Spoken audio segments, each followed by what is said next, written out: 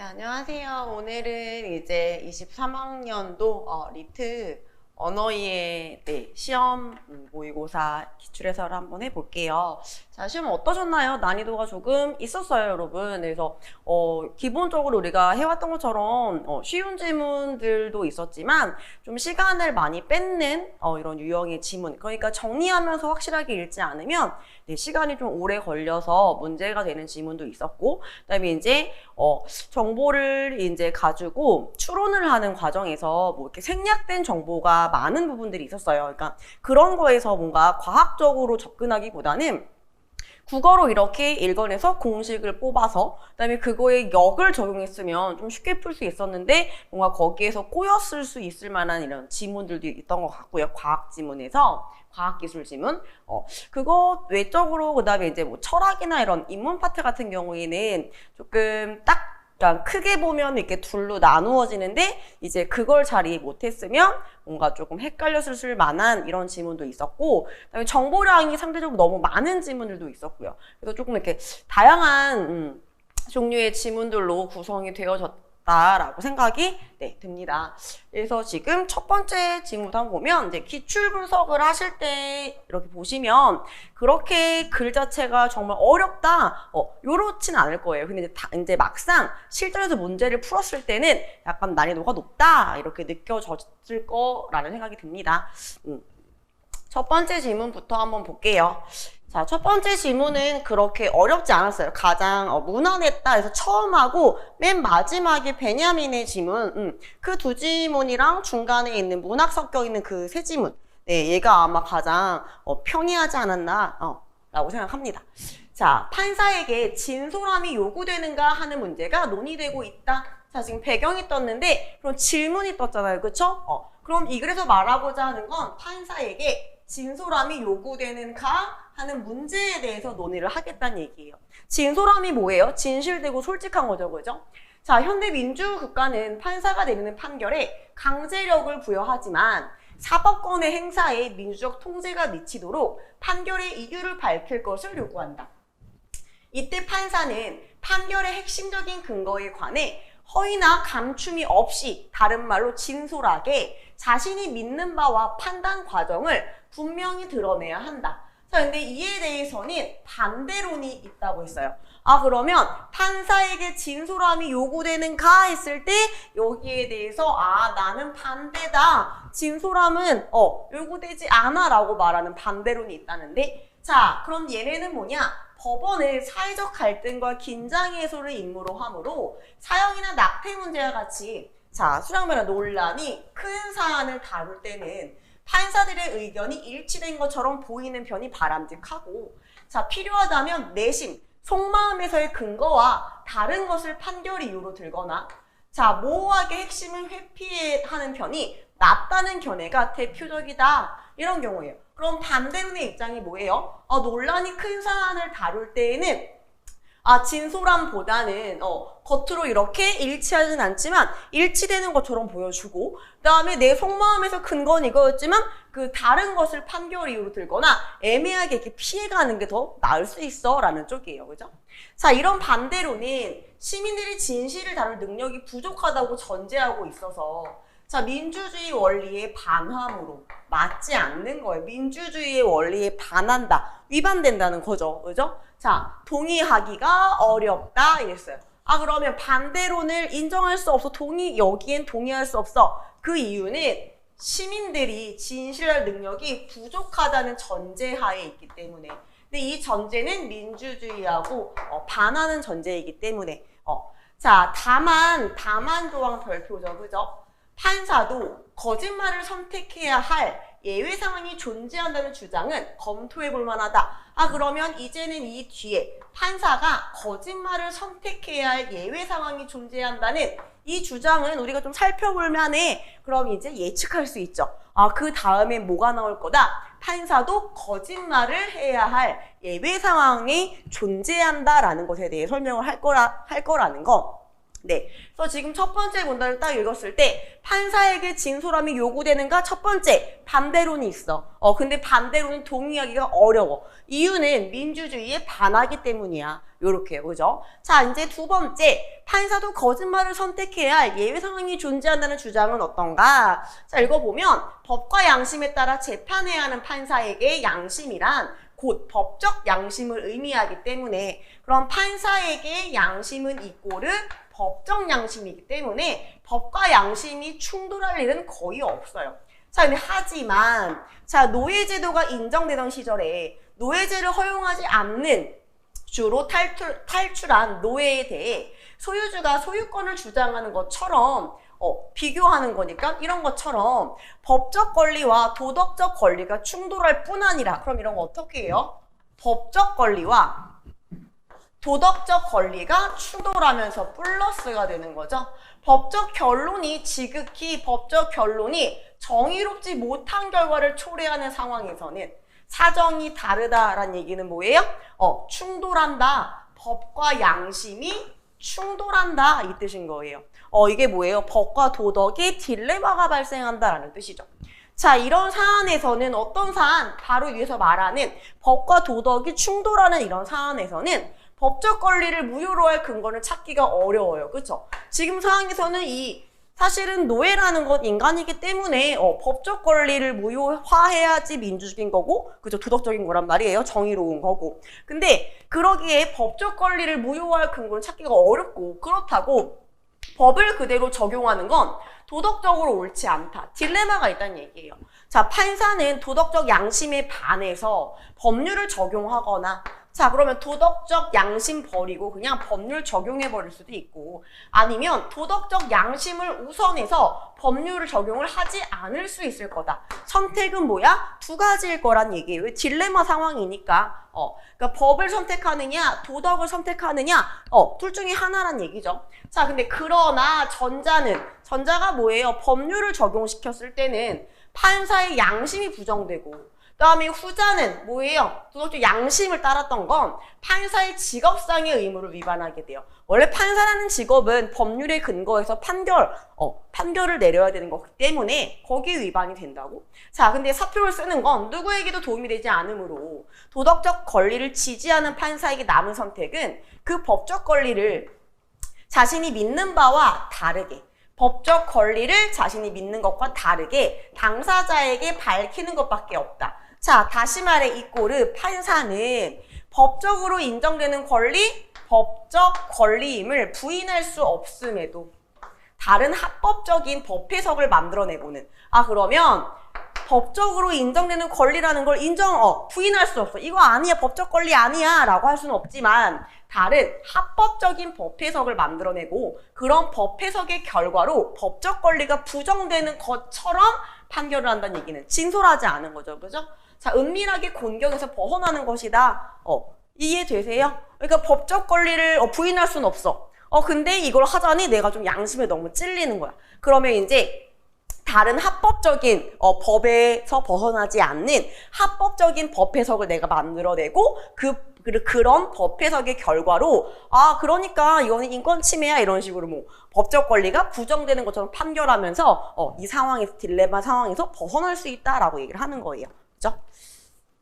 그러면은 앞에서 말한 건 법과 도덕의 이런 딜레마 상황에서는 어떻다? 이렇게 합법적인 법 해석을 근거로 해서 이렇게 공경에서 빠져나갈 수 있다. 자, 하지만 이런 논의가 판사의 진솔 의무를 부정하지는 못한다. 그러면 이런 논의, 어떤 논의요? 법과 도덕적 딜레마가 있는 경우에 진솔하지 않을 수도 있어. 이건 예외적이야 라고 해도 그래도 판사가 진솔해야 하는 의무는 있다란 얘기예요. 자, 오늘날 법과 도덕의 극단적인 괴리 현상은 좀 드물고 그다음에 진실을 구별하고 지지하는 민주사회라면 판사가 묘책을 차지할 상황을 만들어내지 않을 것이기 때문에 판사의 진솔 의무는 여전히 있다는 거죠. 자, 하지만 법, 도덕의 딜레마와 진솔 의무는 노예제와 함께 완전히 사라지지 않았다. 지금도 있다고요.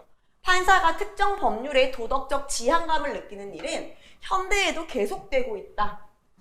지향감이 아니라 저항감. 도덕적 저항감이 뭐예요?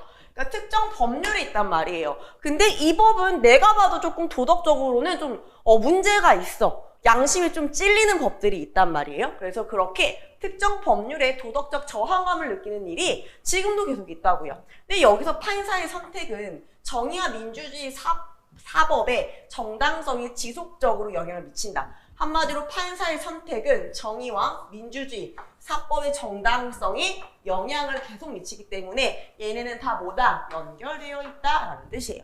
그러니까 이제 이해되세요?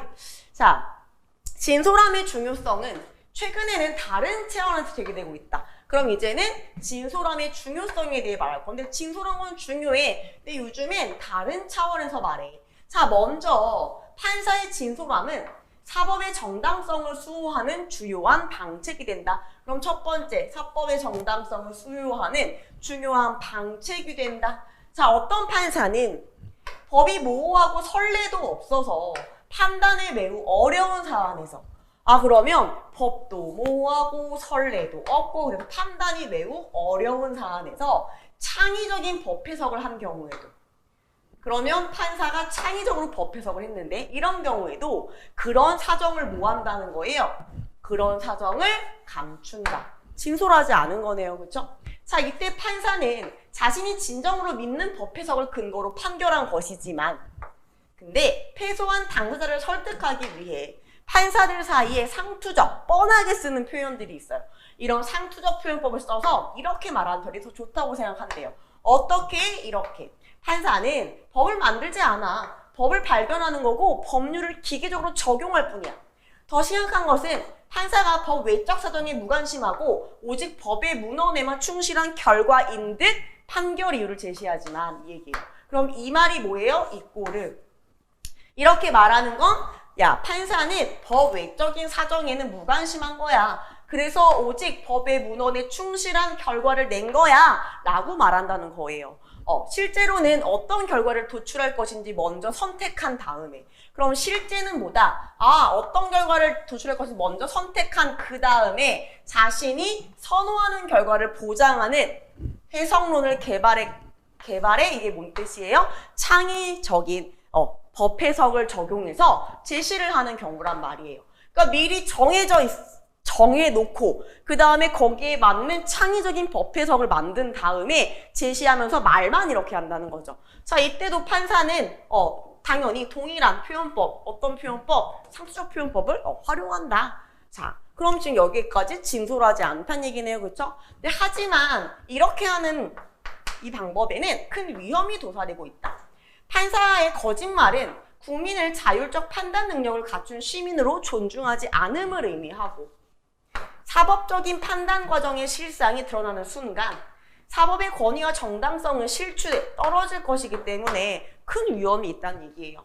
법원이 이런 위험에서 벗어나는 건 하나야. 진솔함으로 국민을 대하는 거다. 이런 인식을 바탕으로 법 도덕 딜레마 상황에서 거짓이 정당화된다는 견해도 재검토되고 있다는 얘기는 판사의 이런 법 해석 같은 거 인정해 주자라는 게 검토가 된다는 거예요. 그래서 이렇게 거짓말할 수밖에 없어. 법 외적인 사정이 관심을 갖다 보니까 거짓 정당화될 수도 있어 라는 의견도 재검토되고 있다는 점. 그래서 거짓으로 이룰 수 있는 건 이꼬르 진솔함으로도 이룰 수 있다. 그럼 이거 뭐예요? 거짓으로 말하지 지금 여기에서 거짓말을 이렇게 하면 안 된다는 거예요. 차라리 솔직하게 내가 생각했던 창의적인 법 해석을 했어 라고 하면서 솔직하게 얘기를 하는 게 좋다라는 쪽인 거죠. 그죠? 자, 그럼 문제가 풀리나 봅시다. 자, 내용과 일치하지 않는 것은 자, 판사의 진솔함은 법, 도덕, 딜레마와 민주주의를 서로 연결짓는다. 그쵸? 판사의 진솔함, 판사의 이런 선택은 다 민주주의하고 연결이 되어 있으니까. 그래서 이제 민주주의하고 이렇게 반하거나 이러면 안 된다는 거죠. 동의할 수 없다고 했고 서로 영향을 미친다고 했으니 얘는 맞아요. 자, 그 다음에 법 판사의 진솔 의무를 지지하는 견해는 판사가 판결하는 과정에서 법 외적 요소들을 고려하고 있는 걸 허용한다. 그렇죠? 지금 진솔 의무가 없다고 하는 쪽은 법대로 이렇게 해야 된다. 법대로 말해야 돼라는 거라면 만약에 진솔해야 할 의무, 솔직해야 되는 의무가 있어라고 한다면 솔직하게 말하려면 뭐예요? 사실은 법의 외적 요소를 고려해봤는데 이런 식으로 그래서 창의적인 법 해석이 나왔는데 이렇게 얘기를 해야 되니까 당연히 얘네는 허용을 하겠죠. 자, 법 도덕 딜레마 상황에서 거짓말하기를 선택한 판사는 정의를 위해 행동하는 듯 하지만 사실은 법을 위해 법에 더 충실한 선택 틀렸죠. 법에 더 충실한 게 아니라 자신이 만들어낸 법 해석, 그치? 합법적인, 자기가 만들어낸 법 해석에 충실한 거기 때문에 이거를 법을 위해 법에 충실하다고 말하면 안 되는 거죠, 그죠? 판사의 진솔함이 사법의 정당성을 뒷받침한다는 견해에 의하면 법 도덕 딜레마 사안에서 판사는 더 이상 거짓말하면 안 되죠. 왜? 계속 거짓말을 하면 큰 위험이 도사리고 있어. 어떤 위험? 이런 사법의 이런 정당성이나 이런 게 실추될 거라고 했던 그 부분. 마지막 문단. 자, 판사가 판결 이유를 밝혀야 한다는 것과 판결 이유를 진솔하게 작성해야 한다는 건 당연히 별개의 문제죠. 이유를 밝혀야 한다는 건 당연히 민주사회에서 요구되는 거고 왜 진솔하게 작성해야 하느냐 이런 진솔의 의무는 다른 문제지만 하지만 모두 민주주의의 원리에서 공통 근거가 있다. 왜요? 국민하고 연결지어지니까. 그래서 국민을 존중해야 한다는 면에서 다 공통 근거가 있는 거예요. 국민을 존중한다는 거. 그래서 답은 3번. 자, 기억에 대한 설명으로 적절한 것을 했는데 자, 기억이 뭐냐면 어떤 판사는 법이 모호하고 선례가 없을 때 창의적인 법 해석을 한 경우, 이 경우네요. 그죠? 자, 근데 겉으로는 뭐야? 공식적으로 나는 법을 발견해서 법에 따라 판결한 걸 뿐이야 라는 상투적인 표현을 쓰는 그 경우. 자, 판사의 법 해석은 법적 판단이 어렵다는 사정 때문에 상당한 재량이 뭐예요? 판사의 재량권이죠. 판사가 마음대로 할 수 있는 재량이 생사된 결과이지만 여기까지 맞는 거네요. 왜? 창의적 법 해석을 했으니 이건 당연히 재량이죠. 판사의 판사는 근데 공식적으로는 그렇게 말하지 않을 거다. 답 몇 번? 1번이죠. 공식적으로 뭐 할 거다? 상투적 표현 쓸 거다. 나 이거 법대로 한 거야. 이렇게. 자, 그러면 판사의 법 해석은 기존 판례의 답습이 아니라 맞아요. 창의적인 거니까. 여기까지 맞는데 새로운 해석을 통한 것이며 또한 판사도 그렇게 말할 거 틀렸죠. 그렇게 말 안 할 거예요. 판사의 법 해석은 합법적인 해석권을 벗어난 거 아니죠. 합법적인 선 안에서 법 해석을 하는 거예요. 이것도 틀렸고, 틀렸고. 자, 판사의 법 해석은 선례의 도움 없이도 충분히 가능한 법 발견도 얘가 한 창의적 해석. 근데 충분히 가능한 것도 아니었고, 그렇게 말할 것도 아니었고. 자, 그다음에 판사의 법 해석은 법률을 기계 적용한 결과며 아예 틀렸고, 적용하지 않은 거. 이렇게 해서 좀 쉽게 풀 수 있는 문제. 그 다음에 3번.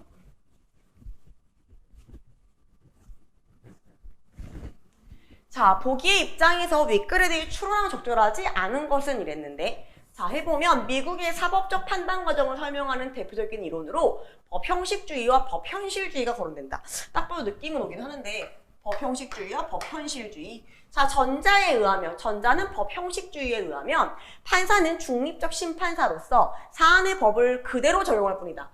법형식주의라는 건 사안의 법을 그대로 적용. 그러니까 판사의 이런 주관적인 법 해석 같은 건 있을 수 없어. 자, 여기엔 어떤 정치적 고려의 여지가 없고 이것도 없고 판사에게는 엄격하게 법을 적용할 의무만 있는 거. 근데 후자에 의하면 후자가 뭐예요? 법현실주의. 그럼 얘는 딱 봐도 현실을 고려할 수 있다는 쪽일 텐데 후자에 의하면 법은 곧 정치고 판사는 법복 입은 정치인이다. 주관적일 수 있다는 거죠. 그래서 법은 곧 정치인 거고 판사는 법복 입은 정치인. 판사는 재판 중에 자 이렇게 외적 고려에 따라 법이 아닌 외적 고려에 따라 자신이 만든 법을 적용한다. 창의적인 법 해석을 적용할 수 있다는 거죠. 하지만 이런 표현은 판사가 판결에 이르기까지 실제 사법적 판단 과정의 양면을 극단적으로 단순화한 거고 실제 과정을 제대로 설명할 수는 없다. 근데 문제는 판사들이 사법의 권위와 정당성을 중립적 재판기구라는 점을 찾으면서 단순화된 이론이 표방하는 문구를 그대로 사용한다는 점이다. 판사의 진솔함이 판사 권력 남용을 저지하는 뺄래야 뺄 수 없는 요소라고 보는 비판론자는 판사들의 실제 사법적 판단 과정을 사실대로 말한 것이 아니라는 점을 지적하려고 그런 문구를 고상한 거짓말, 법대로 한 거야 막 이렇게 하면 상투적인 거 그거를 비판한다 이랬어요. 자, 사법적 판단 과정도 민주적 통제의 대상이 된다고 보는 입장에서는 대중이 사법 판단 과정의 실제를 정확하게 알아야 한다고 볼 거다. 이건 당연하죠. 자, 이것도 민주적 통제의 대상이 돼야 돼. 그러니까 국민들이 다 알아야 돼. 그래서 이렇게 진솔의 의무가 있어라는 쪽이니까 이건 맞겠고.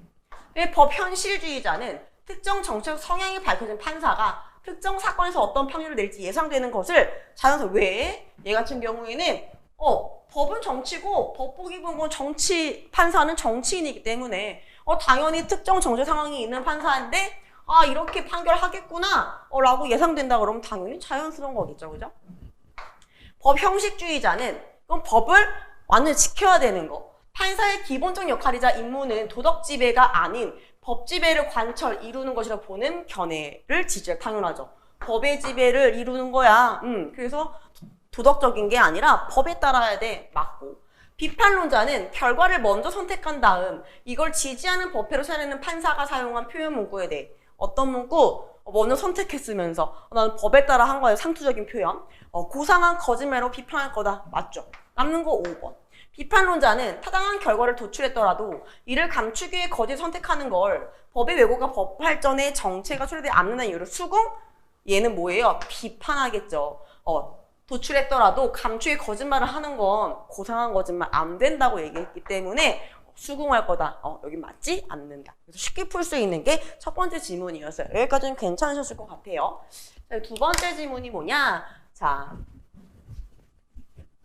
두 번째 지문도 딱 둘로 나눠지는 거긴 한데 조금 정보량이 조금 뭔가 헷갈리게 느끼셨을 수도 있을 만한 지문이기도 하고 그러니까 좀 정리를 잘 해나갔어야 돼요. 현상적인 의식과 감흥력 이 개념에 대해서 조금 정확하게 정리하면서 왔으면 괜찮은 지문이었는데 그게 이제 헷갈렸다 그러면 이제 실수할 수 있는 부분들이 있었는데 자 봅시다. 도덕 공동체의 구성원은 도덕적 고려의 대상이 되는 존재로서 도덕 행위자와 도덕 피동자로 구분이 된다 이랬어요. 그럼 첫 번째 문장에서 뭘 말하냐? 도덕 공동체의 구성원이라는 건 도덕적 고려의 대상이 되는 존재야. 근데 도덕 행위자와 도덕 피동자로 나눌 수 있어. 이 얘기는 이제 하나씩 설명을 해주겠다는 거니까 도덕 행위자는 뭐냐? 자, 도덕 행위의 주체로서 주체가 뭐예요? 행위 주체. 행동을 직접 할 수 있는 사람이란 얘기예요. 그래서 자신의 행위에 따른 결과에 책임을 질 수 있는 존재다. 어른은. 반면에 도덕 피동자는 뭐냐? 영유아처럼 이성이나 자의식 같은 게 없어요. 이게 없어서 도덕적 행동을 할 수 없는 존재다. 자, 그럼에도 영유아는 도덕적 고려 대상이라는 것이 우리의 상식인데 이 얘기는 영유아도 도덕 공동체의 구성원이라는 게 우리의 상식인데 영유아라고 해도 이유가 있어요. 쾌락이나 고통을 느끼는 뭐가 있겠다. 쾌락이나 고통을 느끼는 건 감흥력이구나. 이게 있기 때문에 쾌락이나 고통을 느끼기에 그것을 쾌락이나 고통을 쫓거나 피하려고 한다는 도덕적 이익을 가지고 있으므로 이런 게 있기 때문에 도덕적 고려의 대상이 되어야 한다는 거다. 여기까지 끊으면 도덕 행위자와 도덕 피동자로 나뉘게 되는데 도덕 행위자는 아까 말했던 어른들. 내가 한 행동에 대해 책임을 질 수 있는 존재. 도덕 피동자라는 건 영유아 같은 애들. 이성이나 자의식은 없는데 그래서 얘네는 도덕적 행동을 할 수 없는 존재인데 그럼에도 불구하고 얘네를 뭐다? 도덕 공동체 구성원, 도덕적 고려 대상이 돼야 된다라고 말하는 건 쾌락이나 고통을 느낄 수 있는 뭐가 있든 감흥력이라는 얘기이기 때문에 그래서 감흥력이 뭐예요? 내가 거기에 느껴서 반응을 한다는 얘기예요. 그래서 뭐 영유아들도 자기가 먹기 싫은 거, 자기가 싫은 게 있으면 그걸 피하려고 하는 이런 도덕적인 이익을 가지고 있기 때문에 도덕적 고려의 대상이다라고 말하는 거죠. 그렇죠?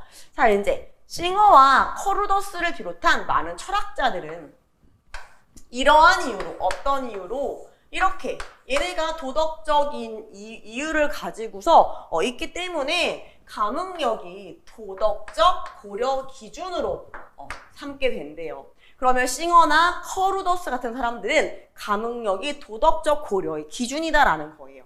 자, 먼저 싱어는 영유아뿐만 아니라 영유아 플러스 누구도 동물도 감흥력이 있으므로 동물도 우리 가장 보신 동물은 멍멍이. 그럼 멍멍이도 자기가 먹고 싶은 거 막 피한단 말이에요. 싫은 거 피하고 좋으면 가서 막 이러고. 그러니까 동물도 감흥력이 있으니까 동물도 도덕 공동체에 포함해야 한다고 주장한다. 그 주장 뜨면 동물도 포함. 근데 반면에 대조적. 그러면 커루더스는 고차원적 의식을 이꼬르 감흥력의 기준으로 보아. 그러면 커루더스에게는 감흥력이라는 건 고차원적 의식이어야 되는 거예요.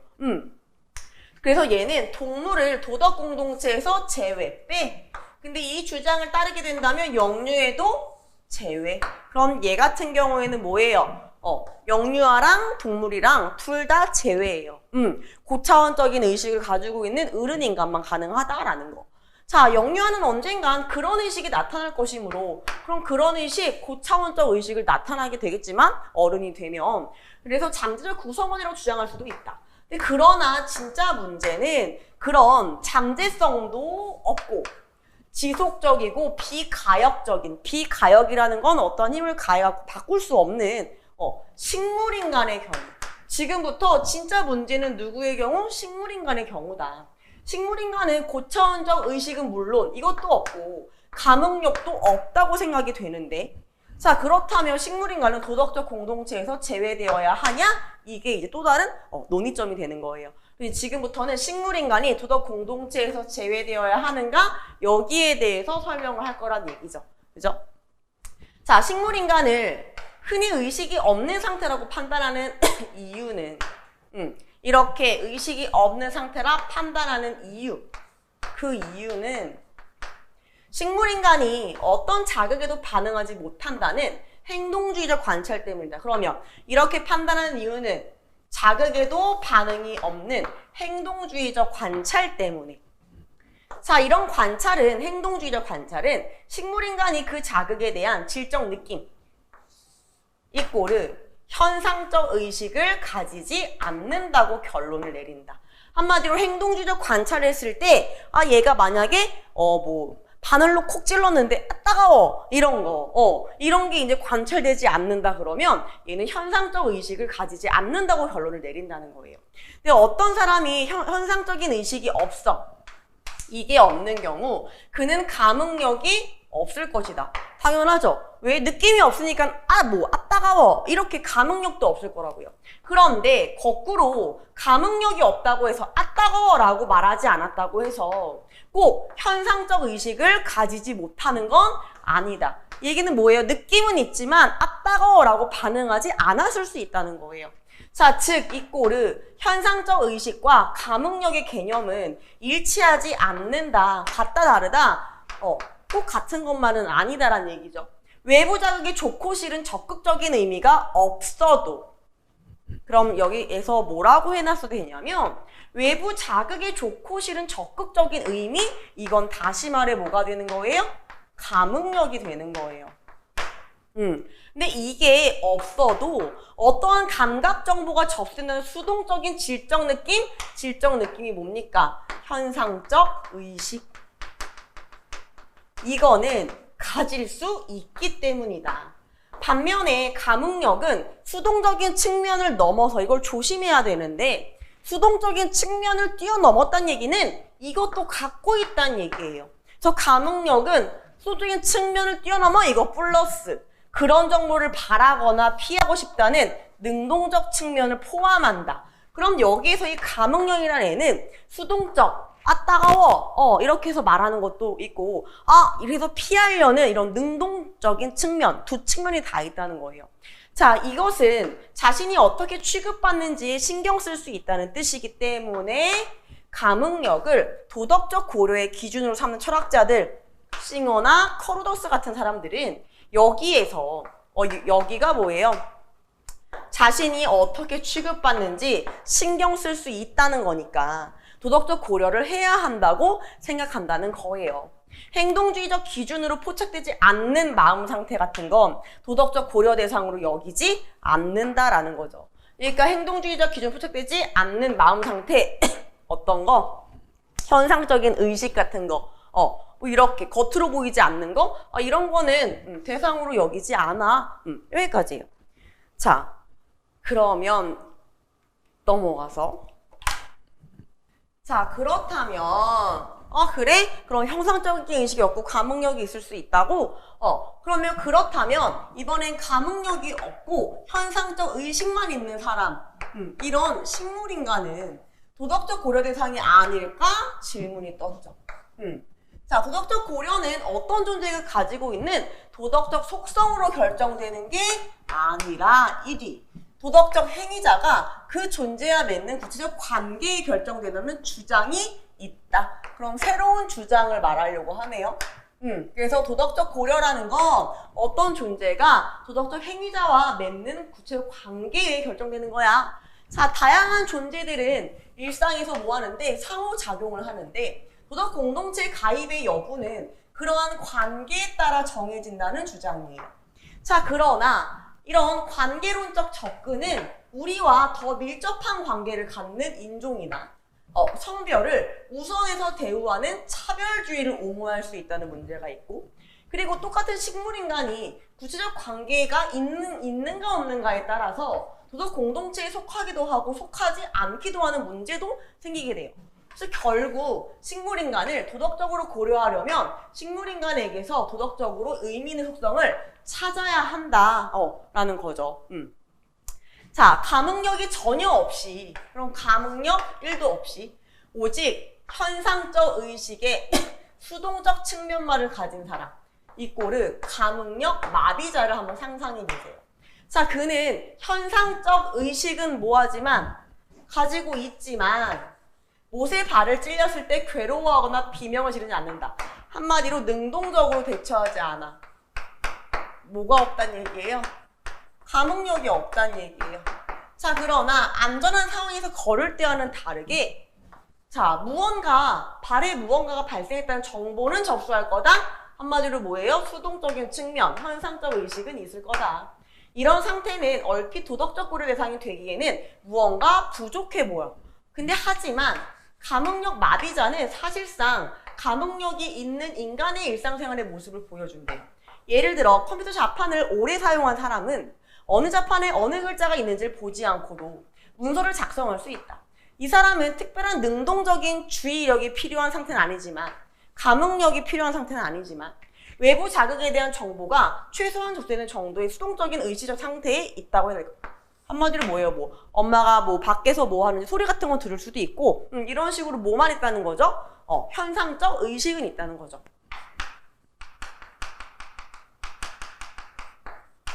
이거는 있다고 해야 될 거다. 근데 정도가 약하다는 이유만으로 그 상태를 도덕적으로 고려할 수 없다는 주장은 설득력이 떨어진다. 자, 이와 마찬가지로 똑같아. 자, 식물인간은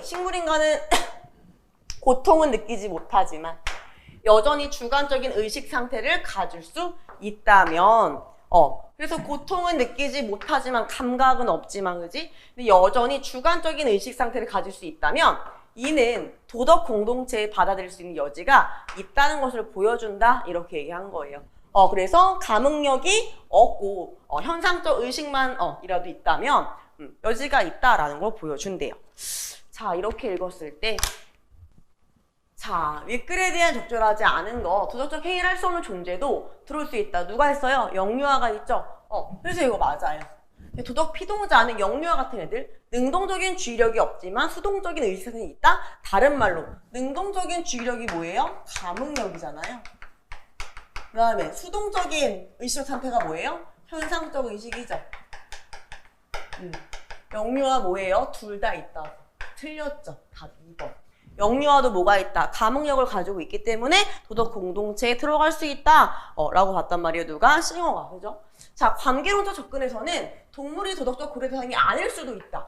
그쵸? 왜냐하면 동물하고 상호작용하지 않는 사람이 있다 그러면, 그치? 그러니까 그럴 때는 관계를 맺지 않으니까 도덕적 고려 대상이 아닐 수도 있게 되는 거죠. 관계로부터 접근해서 본다 그러면. 그래서 우리가 더 가까이 친밀하게 관계 맺는 이런 대상이 도덕적 고려의 대상이 되는 거니까 그럴 수 있고. 식물인간이 고통을 느끼지 못한다고 판단하는 건 자극의 반응이 없기 때문에 당연하죠. 고통을 느끼지 못한다고 판단하는 건 뭐예요? 행동주의적 관찰 때문이라고 했으니까 그 얘기는 반응이 없어서 따가워하지 않아서. 그다음에 식물인간은 자 도덕 공동체의 구성원이 되어도 책임질 수 있는 존재는 아니다. 그쵸? 이렇게 인정한다 하더라도 책임질 수 있는 존재는 아니다. 왜? 행위를 하지 못하니까. 행위의 주체가 돼야 책임질 수 있는데 얘는 도덕적인 이런 행위 자체가 안 되니까 당연히 맞는 말이죠. 그죠? 자 현상적 의식과 감응력에 대해 추론하는 적절한 거 고르래요. 자 그러면 감응력 얘는 그럼 딱 봐도 수동적인 거고 얘는 수동과 능동 이거 둘 다 가지고 있는 거고 근데 감응력 마비자는 뭐였어요? 감응력이 없고 현상적 의식만 있는 애는 현상적 의식을 가지고 있지 못하다? 틀렸죠. 가지고 있다고. 자 감응력은 정보 접수적 측면은 없지만 정보 접수 측면이 뭐예요? 이게 바로 현상적 의식, 수동적인 건데 이것도 있죠. 능동적 측면이 있다? 둘 다 있다. 틀렸어요. 현상적 의식과 다르게 감응력은 행동주의적 기준으로 포착되지 않는다? 이거는 설명을 여러 개 할 수 있는데 일단 현상적 의식은 포착되죠. 따가워 이런 느낌 같은 거니까. 근데 걔가 뭐 꼭 이렇게 느꼈다 하더라도 겉으로 드러나지 않을 수 있다라는 거죠. 근데 감응력은 그럼 포착되지 않는다? 틀린 말이죠. 왜? 내가 감응력이 능동적으로 작동이 된다 그러면 겉으로 드러난다 안 난다? 드러난다. 따가워 이렇게 한단 말이에요. 나 이거 싫어 좋아 이렇게 한단 말이야. 그러니까 행동주의 기준에 포착되지 않는다? 라고 말할 수 없게 되는 거니까 안 되고. 커루더스는 현상적 의식이 있지만 감응력이 없는 존재를 고차원적 의식이 없다고 생각해. 이게 적절한 거네. 이유는 자 커루더스에게 모란 감응력이란 이꼬르 고차원적 의식이기 때문에. 그러니까 커루더스는 말하죠. 동물이나 영유아는 도덕적 고려돼서 될 수 없다. 이유는 의식이 고차원적이지 않아. 그럼 감응력이 기준이었으니까. 그럼 맞는 답은 4번 내용일치 문제였어요. 그 다음에 싱어는 감응력 없이 현상적 의식 상태에 있는 대상에게 위해를 가하는 걸 비윤리적 주장할 것이다? 아니죠. 왜? 얘가 판단 기준은 감응력이에요. 근데 감응력이 없는 존재, 그런 존재에게 위해를 가하는 건 비윤리적인 게 아닌 거죠. 왜? 감응력이 없다는 건 도덕적 고려 대상이 아니기 때문에. 그래서 얘도 틀린 말. 여기가 쉽게 풀죠. 기억에 대한 비판. 그럼 비판이라 그러면 이런 거 어떻게 풀어요? 기억에 대해서 비판하려면 얘하고 반대되는 입장이 있어야 돼요. 얘가 했던 말 가지고 반대를 시켜야 된다는 얘기예요. 그죠? 이걸로 적절한 것을 냈단 말이에요. 그럼 기억이 뭡니까? 기억. 식물인간이 고통은 없어. 근데 여전히 주관적 의식 상태를 가질 수 있다면 그럼 뭐예요? 고통이 없이 주관적 의식 상태를 가질 수 있다면 이거는 여지가 있다는 것을 보여준다. 그럼 이 얘기를 보면 감응력이 없고 현상적 의식만 있는 식물인간이잖아요. 그쵸? 감응력 없고 의식만 있다.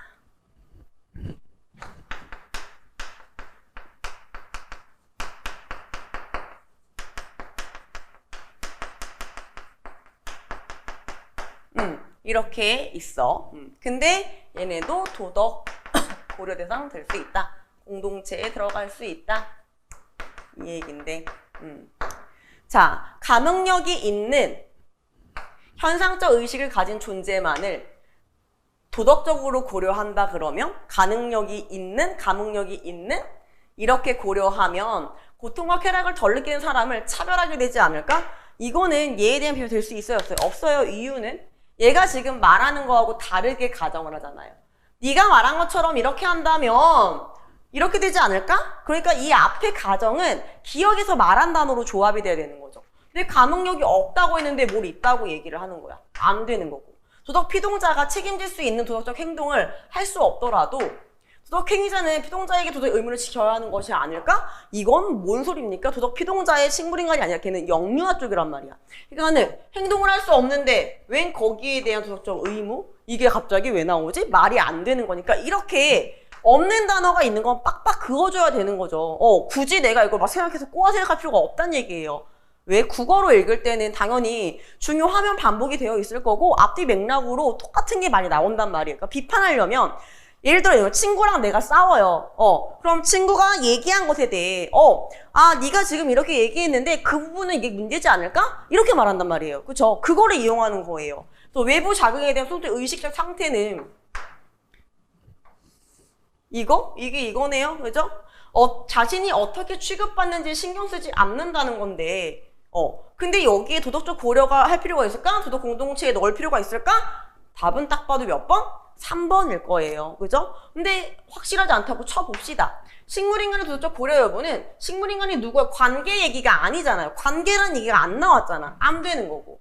일상 특별한 능동적인 주의력이 필요한 의식상태라고 하는 것도 알고 보면 외부의 정보가 최소한이 접수되는 정도의 이거는 뭐예요? 이거는 감흥력이라고 하는 건 알고 보면 현재 의식이 아닐까? 이건 얘도 할 수 있는 말이에요. 이건 비판이 아니라. 그래서 답은 몇 번? 3번. 이렇게 들어가야 된다고 말씀드리는 거예요. 꼭 나와 있지 않은 단어는 적절한 답이 될 수 없음에도 불구하고 내가 혼자서 그거를 막 상상하고 추론한다면 오답률이 높아지는 거죠. 그렇죠? 그래서 항상 핵심은 반복된다. 그래서 선지는 무조건 이렇게 느낌상 같은 결이 있단 말이에요. 그걸 조금 빨리 내가 알아야 되는 그런 연습을 조금 하셔야 될 거예요. 자, 그 다음에 얘는 정리를 잘 해놔서 한 번에 갔다면 되게 쉬웠던 지문.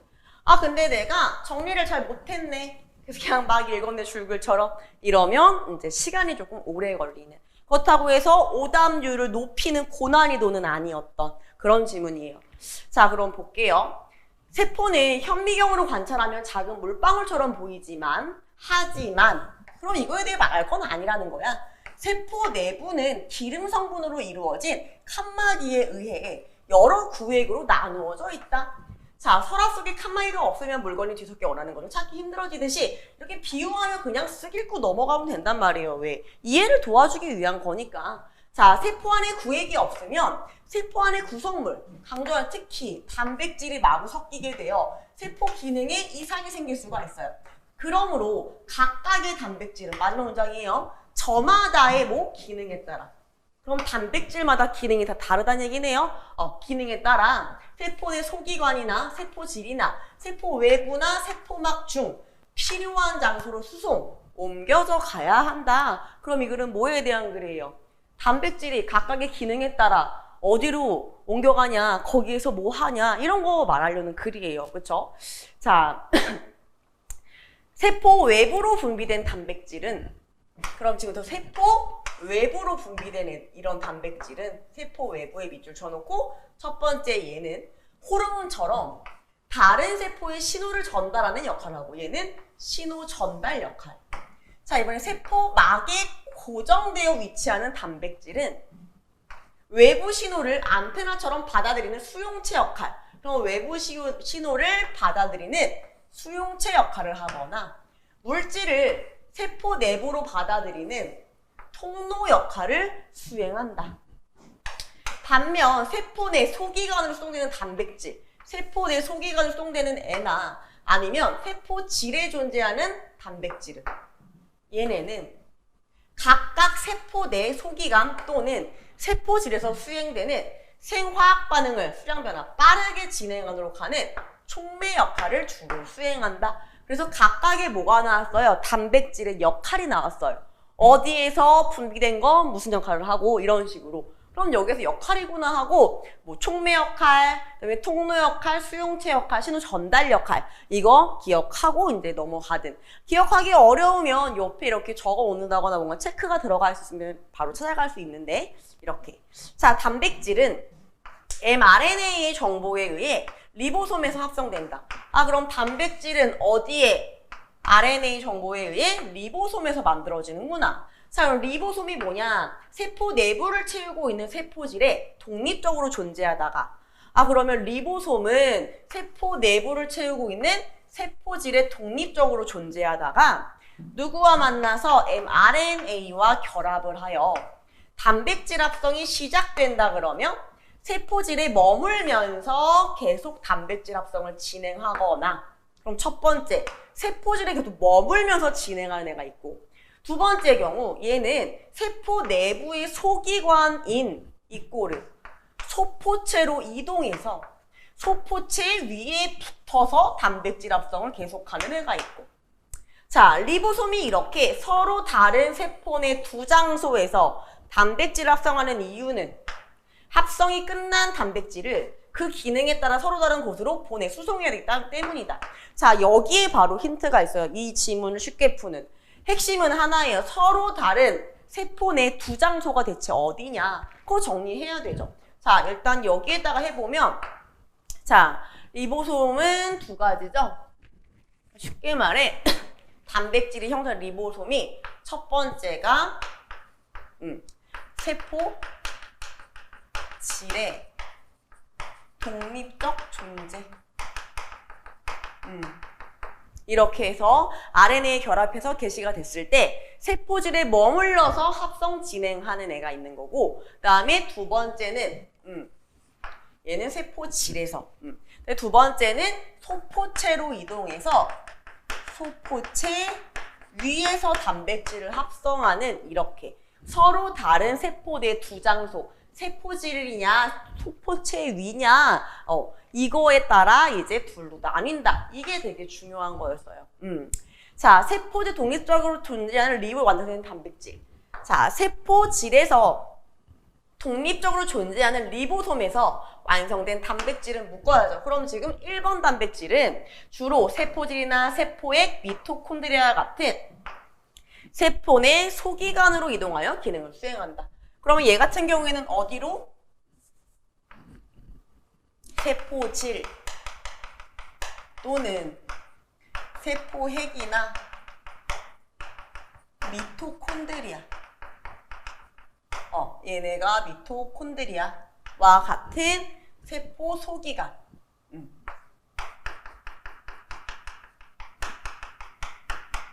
여기로 이동한다고 했고, 자, 그 다음에 반면에 소포체 위에 리보솜에서 합성이 끝난 단백질은 어디야? 세포 밖으로 분비가 되든지 세포막에 위치하든지 또는 세포 내 소기관들인 소포체나 골지체나 리소솜으로 이동하기도 한다.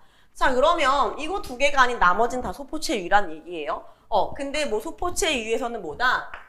세포 밖 분비 또는 세포막 위치,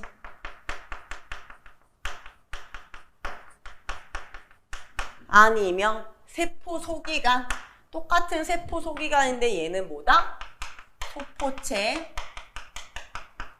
골지체, 그 다음에 리소솜.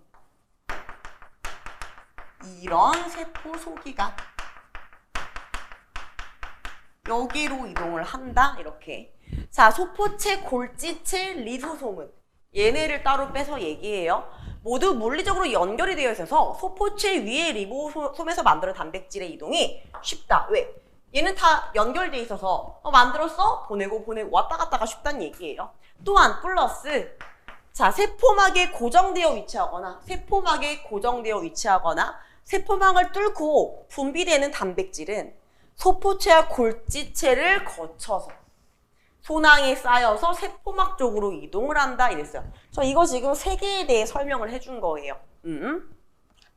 소포체 위의 리보솜에서 완성된 단백질은 소포체와 가까운 거리에 있는 또 다른 세포의 소기관인 골지체로 이동을 하고, 그러면 소포체 위의 리보솜에서 만들어진 단백질은 골지체로 이동, 골지체에서 추가 변형, 그 다음에 최종 목적지로 이동한다.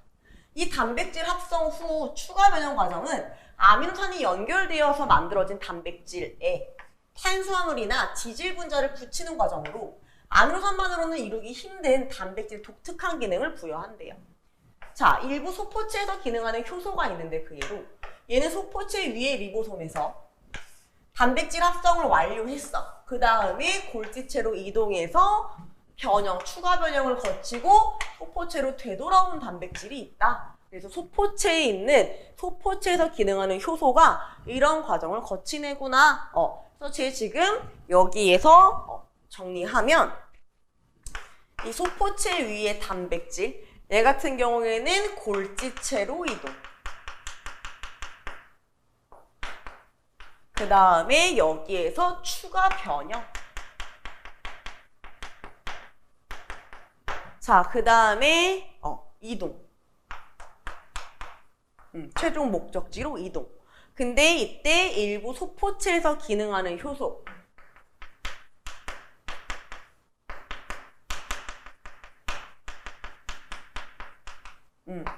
하는 애는 이 과정을 다 거친 다음에 소포체로 되돌아왔다. 리턴. 전 지금 이렇게 쓰지만 실제 화살표 해가지고 연결해 놓으시거나 아니면은 뭐 정 이해가 안 되시면 이렇게 적으셔도 되는 시간이 좀 많이 걸리니까 화살표로 하시는 게 가장 좋아요. 과연 단백질은 어떻게 자기가 있어야 할 세포 내 위치를 찾아갈 수 있을까? 질문 떴잖아요. 여기에 대한 대답을 설명해 줄게. 그게 핵심이야 라는 뜻이에요. 그럼 단백질이 자기가 있어야 할 세포 내 위치를 찾아갈 수 있는 이유. 그걸 설명해 주는 게 누구다? 신호서열 이론이다. 자, 어떤 단백질은 자기가 배송되어야 할 세포 내 위치를 나타내는 짧은 아미노산 서열로 이루어진 신호서열을 가지고 있어요. 자, 예를 들어 지금 예시 하나씩 나올 거예요. KDEL 신호서열은 소포체 위에 리보솜에서 합성된 후 골지체를 거쳐 추가 변형 과정을 거친 다음 소포체로 되돌아오는 단백질을 가지고 있는 신호서열. 아, 얘네 얘. 얘가 바로 뭐다? KDEL 신호서열. 얘는 다시 봐야 되니까 KDEL. 그냥 여기에서 묶어야겠다. 얘가 첫 번째 KDEL 신호서열. 자, 그다음에 또한 얘는 NLS는 세포질에 독립적으로 존재하는 리보솜에서 합성돼요. 세포핵으로 들어가는 단백질을 가지고 있는 신호서열. 아, 그러면 여기에서 여기에 해당하는 게 뭐다? 얘는 얘. 얘네가 가지고 있는 게 뭐다? NLS. 자, 얘 같은 경우에는 세포질의 독립적. 여기에서 만들어진 리보솜 합성되어 어디로 간다? 세포핵. 으로 들어가는 애고. 자, 그 다음에 NES는 반대로 세포액 안에 있다가 세포질로 나오는 단백질이 가지고 있는 신호서열. 자, 그러면 NES. 자, 얘하고 반대. 그럼 어떻게? 얘는 세포액 안에 있다가 세포질 밖으로 나온다. 이렇게. 그리고 세포질에 독립 존재하는 리보솜에서 만드는 단백질을, 그럼 세포질의 독립 존재 여기죠. 자, 미토콘드리아로 옮기기 위한 건 MTS. 얘는 어디로? 미토콘드리아. 수송되는 마지막. 그죠? 자, 끝났어요. 이러한 신호서열 이론을 증명하는 여러 실험이 수행되는데, 자, 기억 얘를 인위적으로 붙여준 단백질. 원래 있어야 할 곳이 아니라 어디 간다? 소포체에 가는 것으로 관찰이 되어서 아, 얘는 소포체로의 단백질 수송을 결정하는 신호서열이라는 결론이 내려졌대요. 그 다음에 소포체에 부착한 리보솜에서 만들어진 어떤 단백질이. 그러면 얘 안 되는 거고 여기에서 만들어진 단백질이 특정 신호서열이 있어서 세포 밖으로 분비되는 건지. 그럼 이렇게 되는 애가 세포 밖으로 이렇게 분비가 됐을 때, 이렇게 됐을 때 대체 특정 신호서열이 있어서 되는 건지, 자, 아니면 신호서열이 없어가지고 이렇게 되는 건지, 이걸 확인하는 걸 했는데, 자, 세포 종류에 따라 다 다르다라는 결과가 나왔고, 자, 세포의 특정 장소로 가기 위한 신호서열을 가지고 있지 않은 단백질인 거예요. 그럼 얘는 신호서열이 없는 애가 어떻게 특정 장소로 가지?를 확인하는 실험을 한 결과, 특정 장소로 수송하기 위한 신호를 가지고 있는 단백질하고 결합. 특정 서열이 있는 애랑 결합하면 신호서열이 가정하는 특정 장소로 이동할 수 있는 결론을 얻었다. 목적지가 있는 다른 단백질, 신호서를 갖고 있는 애하고 붙어서 같이 가는 거죠. 친구 만나서 같이 가는 거예요. 자, 이렇게 정리가 됐으면 되게 쉬운 글인데 깔끔하다고 봐야죠. 그죠?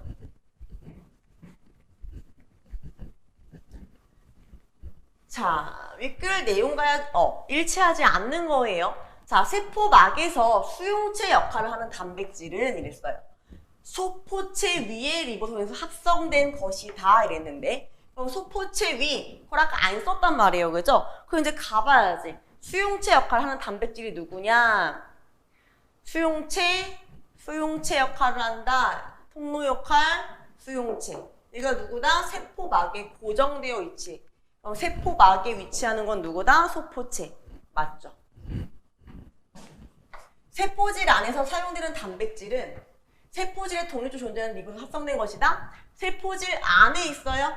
그럼 왜 이때 단백질은 당연히 여기서 만들어진 거니까 맞는 거고. 그다음에 골지체도 변형된 후 소포체 되돌아온 단백질은 소포체 위, 그쵸? 이동해서 변형해서 다시 되돌아온 애는 소포체 위에서 합성된 거니까 맞고. 세포 핵으로 쏘는 단백질은 세포 밖으로 분비된 단백질과 다른 곳에 위치한 리보솜이 합성된 거다. 세포 핵으로 가는 애, 얘는 독립적 존재. 그다음에 세포 밖으로 분비돼 세포 밖의 소포체 위, 다른 리보솜 맞네요. 답 5번. 자, 미토콘드리아로 가는 단백질은 뭐야? 독립적 단백질, 세포질. 세포막에 위치한 애는 소포체 위. 그러니까 당연히 같은 곳이 아니라 다른 곳에서 합성됐다. 나 이런 거 너무 좋아요. 깔끔하게 딱 떨어지는 거. 쉬운 거 좋아한다는 얘기죠, 그죠? 자, 이걸 바탕으로 추론 조절하지 않은 거. 자, 이 신호소를 가지고 있는 단백질은 이게 없을 거다. 그러면 KD 얘. 그럼 당연히 이거 없을 거다. 맞네요. 왜? 합성된 데가 다르니까 당연히 신호가 다르지. 그 다음에 얘 가지고 있는 소포체로 최종 수동된 단백질은 골지체에서 변형을 거쳤을 것이다. 얘가 바로 뭐예요? 얘잖아요. 그럼 얘는 당연히 이 과정 다 하고 온 거니까 골지체에서 추가 변형 당연히 있었을 거고. 자, NLS가 없는 세포액 안에 존재하는 단백질은 그러면 이게 없는 애는 자, 얘가 있는 애를 만나면 그러면 얘는 어디로 가는 거야? 세포핵. 그럼 당연히 세포핵으로 간다. 맞는 말이고. 자, 이건 있어요. 그러면 세포핵으로 가는 건 있지만 NES가 없는 단백질. NES가 뭐예요? 세포질로 가는 건 없네. 세포핵으로 가는 것만 있는데 얘네가 합성 후 세포핵에 위치한 다음에 그쵸? 왜? 세포핵으로 가는 게 있으니까. 그 다음에 NES가 있는 단백질과 결합하면 다시 세포핵 밖으로 나간다? NES가 뭐예요? 세포질, 세포핵 안에서 세포질 밖으로 나가니까 당연히 4번 맞고. 자, NLS와 NES를 모두 가졌지만 그럼 뭐예요? 세포핵과 세포질 모두 가지고 있지만 세포 외부에서 발견되는 단백질은 세포질에 독립적으로 존재하는 리보솜을 합성한 단백질과 결합하여 세포 외부로 이동. 자, 세포 밖으로 나가려면 누구? 소포체 위에 독립적 존재가 아니라 소포체 위에 부착되어 있는 애니까 답은 5번. 이렇게. 다음에 평가하라는 얘기인데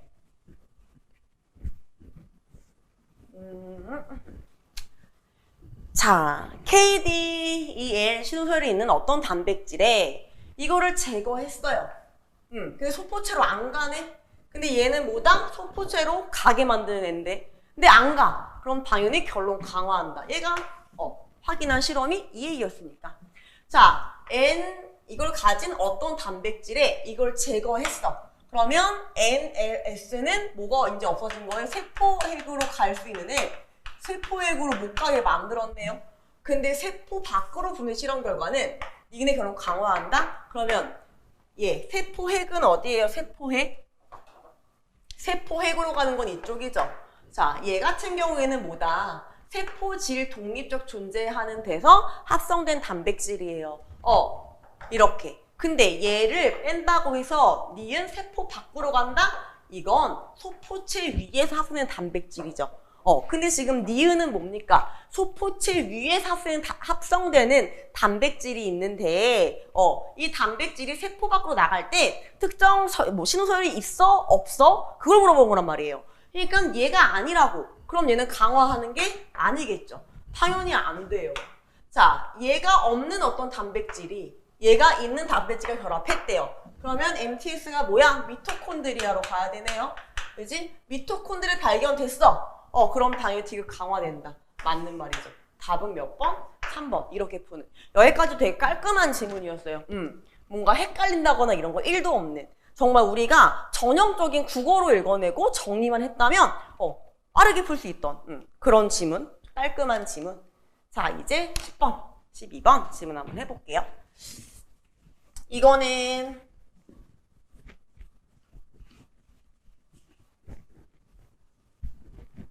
정보량이 엄청 많았던. 정보량이 많다는 얘기는 쉽게 말해 많이 쪼개놨다는 얘기예요. 그러니까 이렇게 쪼개놨을 때 이거 위치 표시를 하셔도 좋고 아니면 한 번에 읽을 때 그냥 괄호치고 확인을 해주시면 되는데 워낙에 이제 여러 개로 이제 쪼개놔서 막 인물들이 같고 그러니까 우리가 원래 구분을 할 때는 한 사람이 나왔어 새로운 사람이 나왔어 같은 입장이야 아니면 다른 입장이야 이런 걸 확인해야 하는 것처럼 그래서 어디까지가 뭐고 이런 식으로 이렇게 구분을 해놨으면 좀 더 시간을 줄일 수 있었던 그런 유형의 지문이다. 자, 보면 농업 중심의 사회를 벗어나면서 급격한 산업화 도시화에 따른 갈등이 나타나고 있던 19세기 말 미국에서는 터너가 이끌었던 혁신주의 역사학이 등장을 했대요. 자, 그럼 이제 첫 번째 누가 나왔냐? 터너라는 애가 이끌었던 혁신주의 역사학이 나왔다. 이게 어디야? 19세기 말 미국이구나. 그럼 이 배경이 뭔데? 이제 농업사회 아니고 급속한 산업화와 도시화에 따른 갈등이 나타나서 등장한 게 혁신주의 역사학이다. 그죠? 자, 혁신주의 역사학의 특징이 나오겠대요. 얘네의 특징은 뭐냐? 역사학의 핵심은 이꼬르보다 갈등이라고 본 점이 있대요. 자, 예를 들어 야만과 문명이 공존하는 프론티어야말로. 자, 프론티어는 미국에서 이제 뭐 개척지와 미개척지의 경계선을 의미하는 말이에요.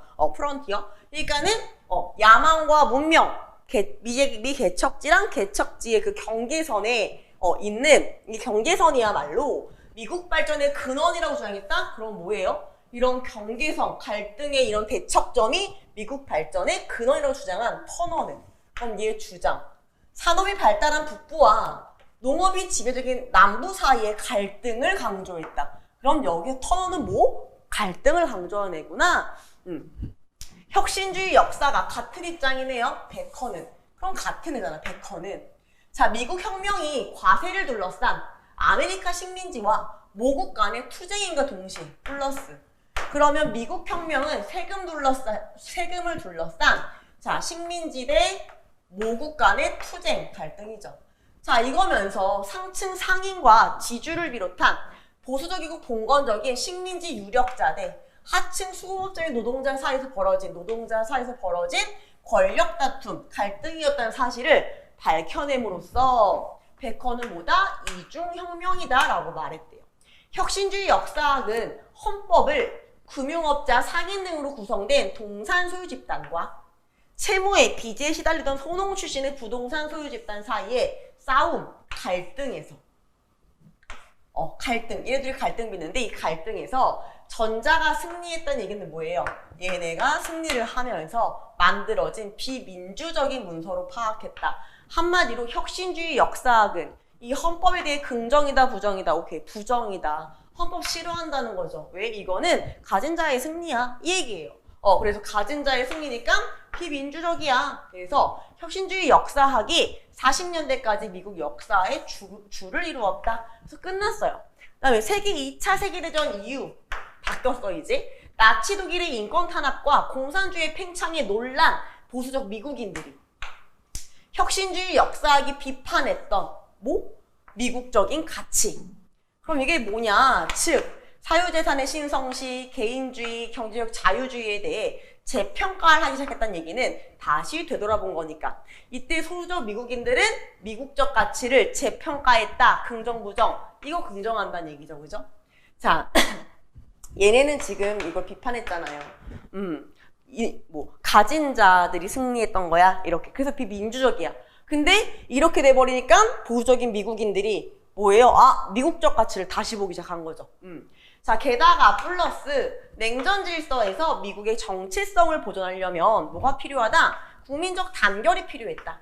이러한 배경에서 합의사학이 등장했는데, 자, 이제는 뭐다? 합의사학. 이거 어떻게 합의하는 거. 자, 그것의 특징은, 합의사학의 특징, 미국사를 합의와 연속성의 시각에서 이해했다는 점이다. 그럼 딱 봐도 혁신주의 역사하고 대비가 되는구나 라는 걸 알아야죠. 자, 혁신주의 역사학 쪽은 혁명이야, 갈등이야, 여기가 포커스지만 얘네 같은 경우에는 갈등의 반대인 합의와 연속성, 합의가 최고인 거. 자, 혁신주의 역사가는 보수적인 유산자들과 하층민 간의 극적인 투쟁으로 미국 혁명을 파악했지만 이게 혁신주의 역사가들에게 투쟁이라는 게 이제 이런 미국 혁명인 거죠. 근데 합의사학을 대표하는 누구?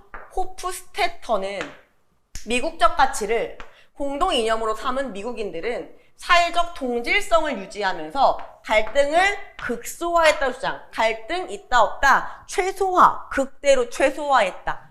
그러면 얘하고 대조가 되는 거죠. 그죠? 얘네는 갈등이 중심이고 이건 갈등이 최소화야. 우리는 동질성을 유지했어. 이렇게. 자, 그러므로 미국 혁명이라는 건 상당히 제한적인 것이라고 평가가 되었다. 하츠가 미국에는 봉건적 과거가 없다는 토크빌의 지적에 공감하면서 주장하듯이 끊어요. 그럼 이때 하츠라는 사람이랑 누구?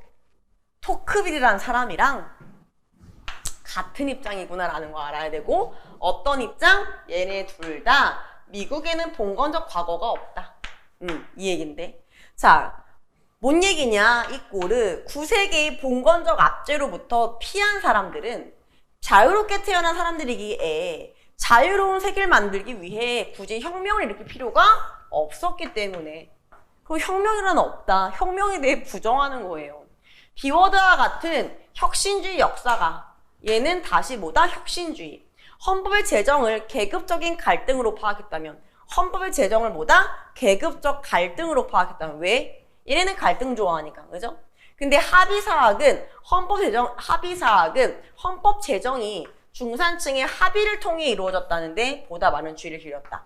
딱 봐도 혁신주의는 혁명, 갈등이야. 그 다음에 합의사항은 혁명도, 갈등도, 합의 이렇게 둘로 딱 나누어진다는 걸 내가 간파했어야 된다.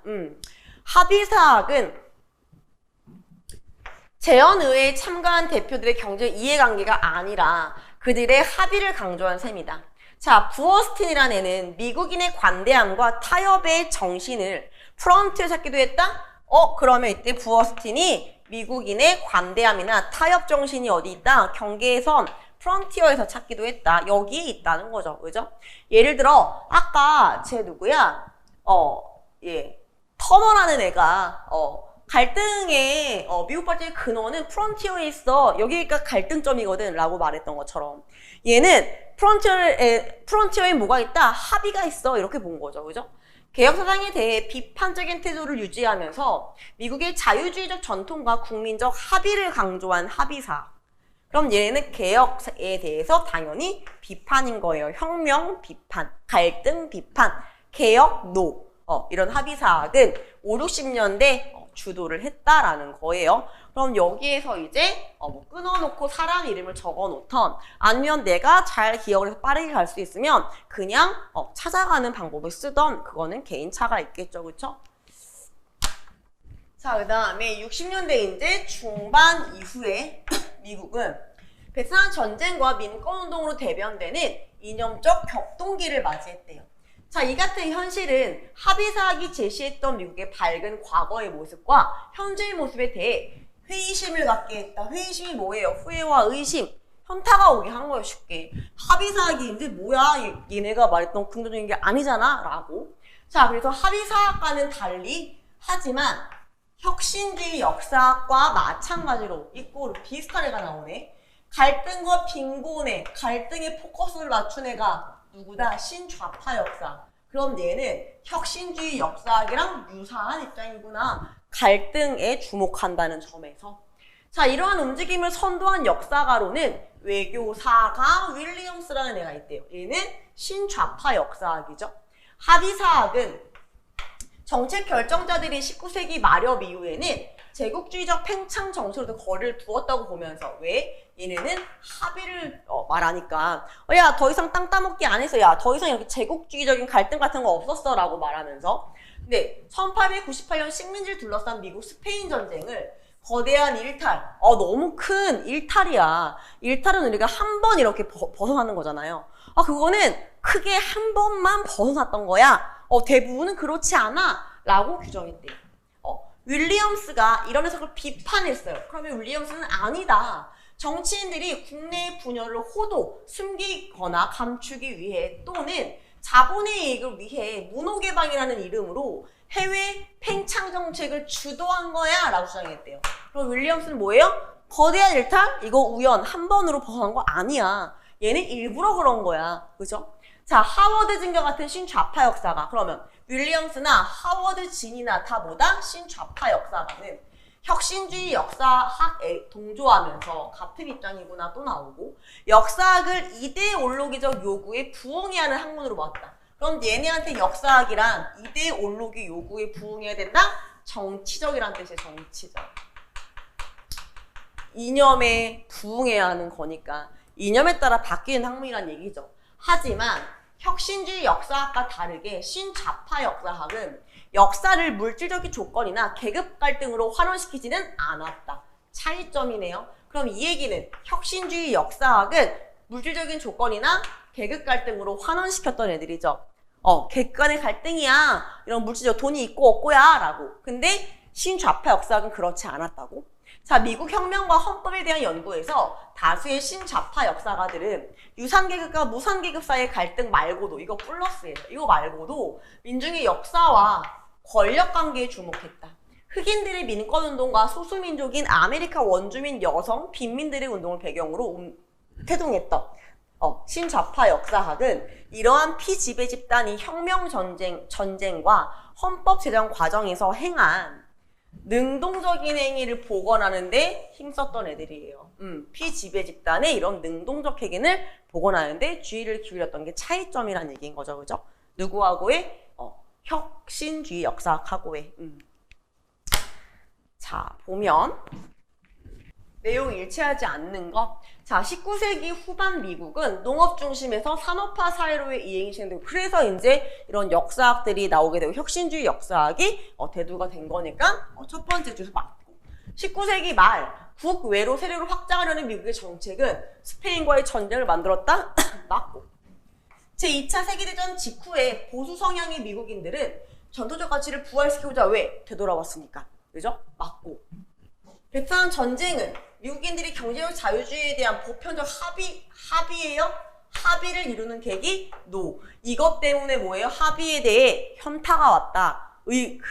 회의심이 들었다. 이렇게 나오기 때문에. 그렇죠? 니네가 말한 밝은 정만 아니잖아. 그래서 신좌파가 등장하니까 4번 틀렸어요.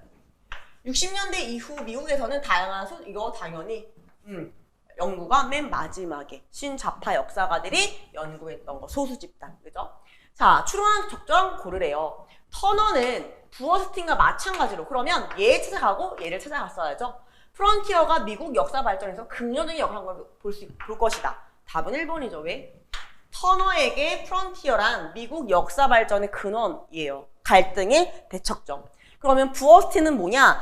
여기 프론티어에서 찾았다. 뭐를? 합의를. 그래서 둘 다 당연히 적절한 거라서 답은 1번이에요. 그럼 베컨은 하츠하고는 다르게 혁신주의적 개혁을 위한 합의가 원동력이다? 틀렸죠. 일단 베컨은 혁신주의적 개혁은 무조건 합의하고 반대. 갈등이지 갈등. 틀렸죠. 말 자체가. 그죠? 자, 그 다음에 호프스테터는 유력 세력이 혁명에서 승리함으로써 갈등이 극소화되었다고 볼 거다? 갈등 극소화 주장한 거 맞는데 얘는 유력 세력 혁명이 아니라 뭡니까? 합의 때문에 합의를 이루고 동질성이 있다고 말했던 애. 그래서 얘는 합의사학 쪽이니까 틀렸고. 윌리엄스는 얘는 신좌파, 19세기 말 미국의 국제 영향력 행사를 예외적 현상으로 파악할 거다, 예외 아니었다고 했죠. 일부러 그런 거라고 했죠, 그죠? 그래서 틀렸어요. 하워드지는 얘하고 비슷한 쪽인데 윌리엄 마찬가지로 여기서 분석 범위를 넓히면서 정치화를 경계하는 게 아니라 여기 넓히면서 정치화를 경계하는 게 아니라 정치화다라고 이념에 부응해야 된다라고 말했으니까 이거는 틀린 말. 답은 몇 번? 1번 이렇게 되네요. 그죠? 자, 윗글을 바탕으로 평가한 걸 적절하지 않은 거.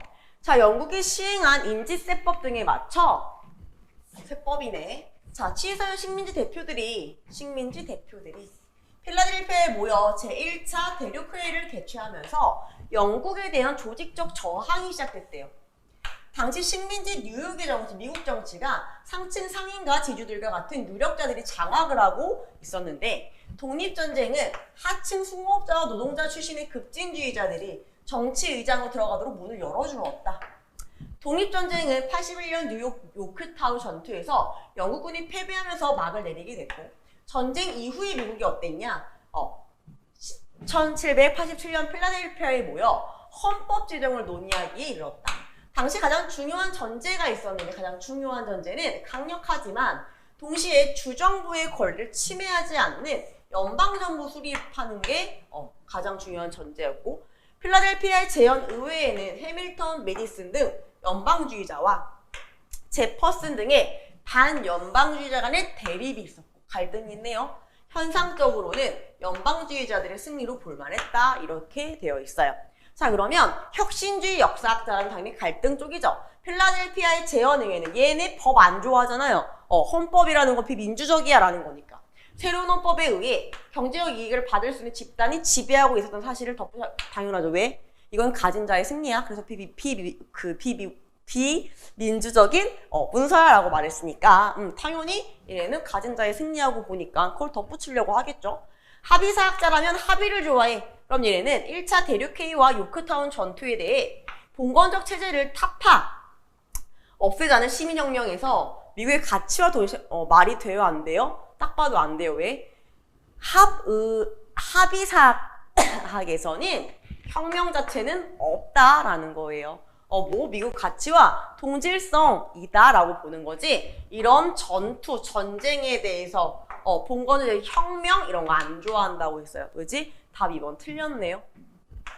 합의사학자라면 제퍼슨, 메디슨 이런 사이의 차이를 과장하지 않고 헌법 제정에 대해 연방주의자들의 승리가 아니라 합의한 거야. 그쵸? 맞겠죠. 갈등 관계를 드러내지 않고 합의를 한 거야 라고 말하는 게 합의사.